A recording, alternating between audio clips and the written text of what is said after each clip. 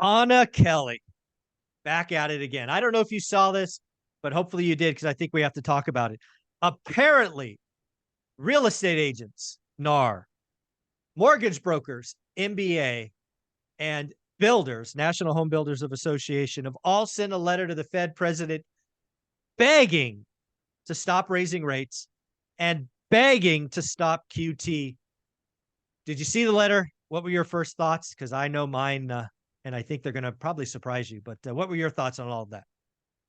I did. I saw the letter and I thought, we're in a housing recession, even though we're not maybe technically in an economic recession, but we're in a housing recession when all of those who depend on housing continuing and not stagnating are basically panicking and they're crying uncle and they're saying, please, please, please save us. So that was I was surprised. I really was surprised that number one, they thought their letter would really have any impact, to be honest with you, Yeah. because the Fed knows that we have a housing unaffordability issue, and they know that they need to try to help in some way. They have failed to do that because they looked at killing demand, thinking that if we kill demand, prices will fall and will bring back some balance to the housing market. Powell said that early on and in several conferences. We know that housing isn't affordable. We need to bring back balance to the housing market, AKA we're going to bring pain and we're going to cause values to fall. They basically told you, be patient and wait to buy your house. They didn't bank on the fact that there is such a supply lock-in effect, as we talked about in an earlier video today, which your listeners should go back and listen to, but that people are not incentivized to sell. So literally housing has come almost to a halt when 86 or 84% of home buyers say it's a bad time to buy and sellers don't want to sell. The market has come to a standstill. And so that is bad for real estate agents. It is bad for home builders. It is bad for mortgage brokers. And housing really leads the economy in terms of leading us into a recession or leading us into a boom, because it has so many employees that basically depend on housing to go in order for their livelihoods to survive. And so basically these housing related professionals are saying it is so bad that if you don't stop, we're going to have a housing depression and there is going to be big layoffs and big pain for all those that rely on housing to do well. But the Fed knows this, Michael, and the Fed has still said, despite housing, we have to tackle inflation. And so I don't think that their letter has any real pull with the Fed. I don't think their letter is going to impact what they do. The Fed knows that this is an issue, but it shows the real desperation of those in the home market to say, we really have a problem here. Will you please help us? Yeah, I think I had two thoughts when I read the letter. The first thought was, why now? And the reason why now is important is we have already talked about housing has had a 40% crash in transactions. Right. Mortgage origination by some counts is down 50%, right? New home builders, they've been doing okay, but something must have changed. So my first question was, why now?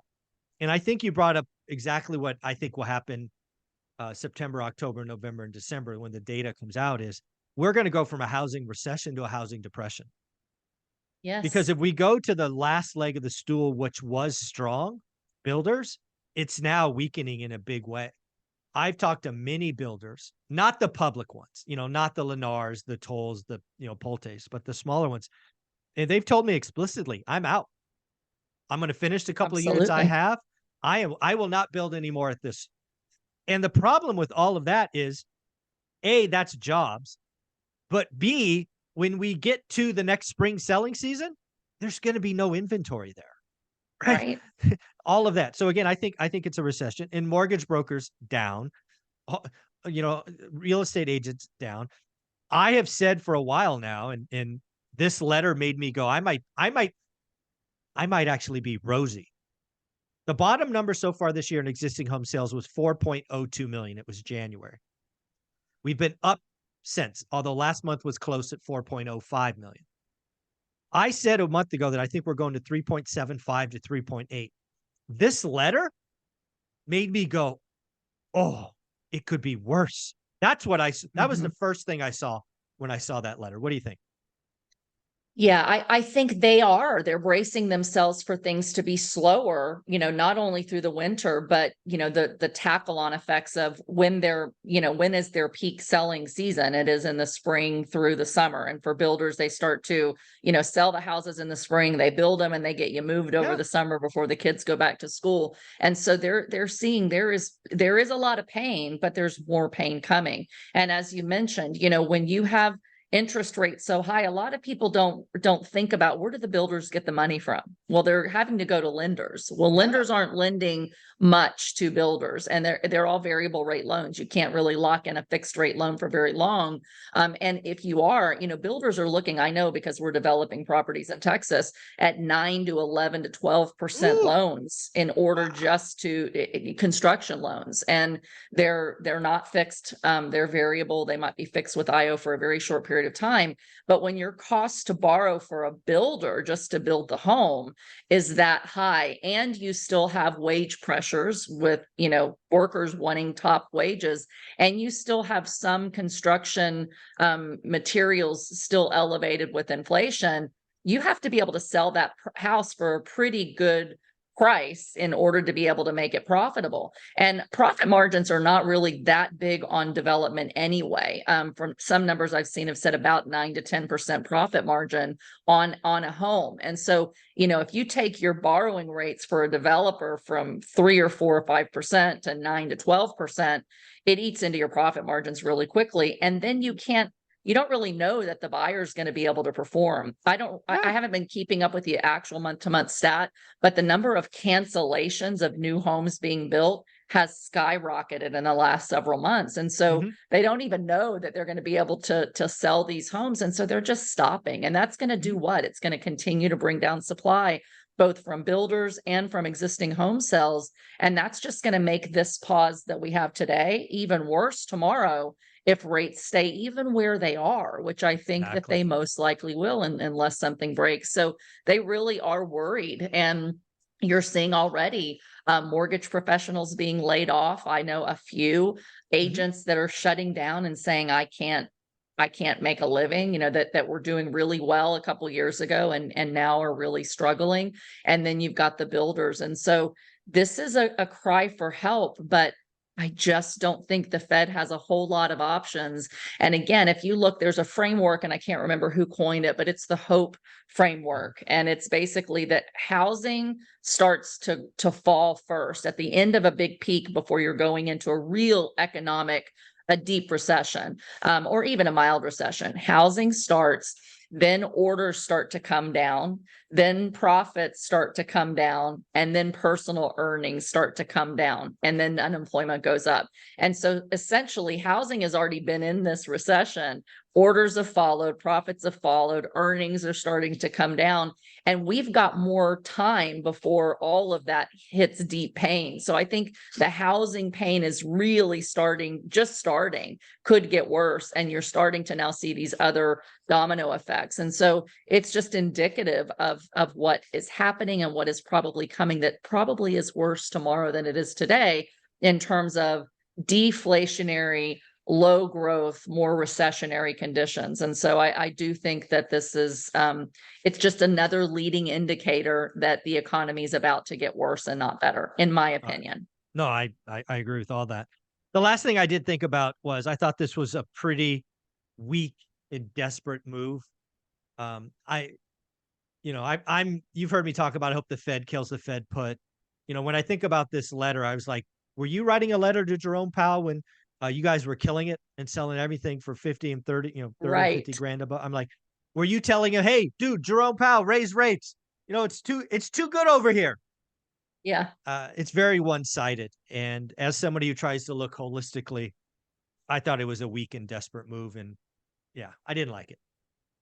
Absolutely. I didn't either personally. And granted, I mean, I'd love to write Jerome Powell a letter and say, Yeah. Uncle, we're trying to develop apartments over here, and you basically, killing our ability to do that. Or, we've got apartments and we've got office and we've got, all this other real estate where we're dependent on low rates, but you're taking them from us and we can't make profits. The Fed's not concerned about your profits. No, The Fed not is at all. concerned about bringing down inflation so that there's not mass problems throughout the country, hyperinflation, et cetera. And they'd rather kill a segment of the market, and stoke a certain amount of unemployment, than they would to lose the battle of inflation, which is bad for everybody, which would make rates have to stay even higher for even longer. And so they're doing what they have to do.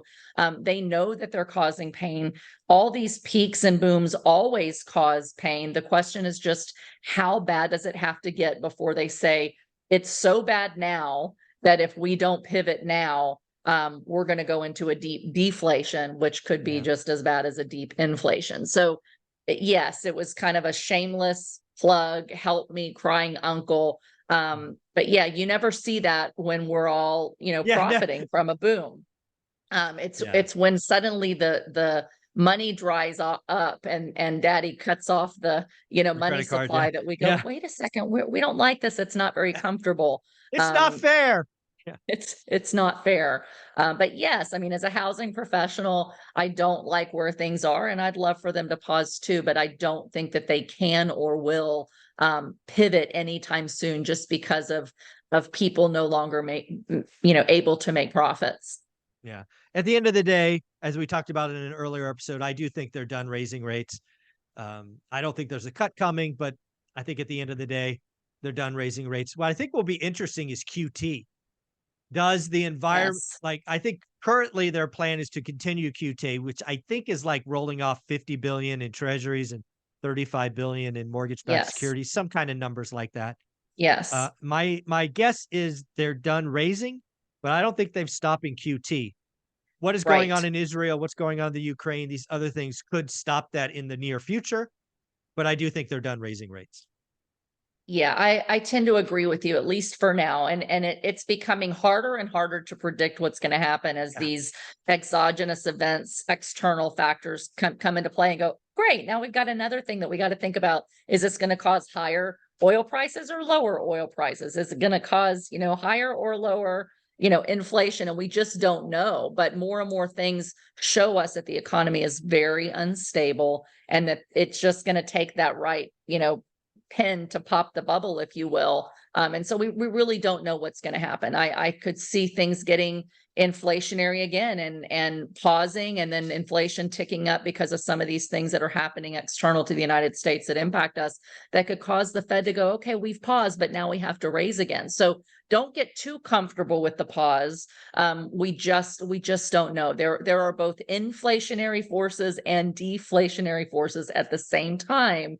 Again, this stagflationary type environment that is low growth and higher prices for longer. And hopefully the Fed is able to pause, use some QT, as you mentioned, to, tighten credit enough to bring inflation down, but without doing it so tightly and so badly that it puts us in a very, very deep recession.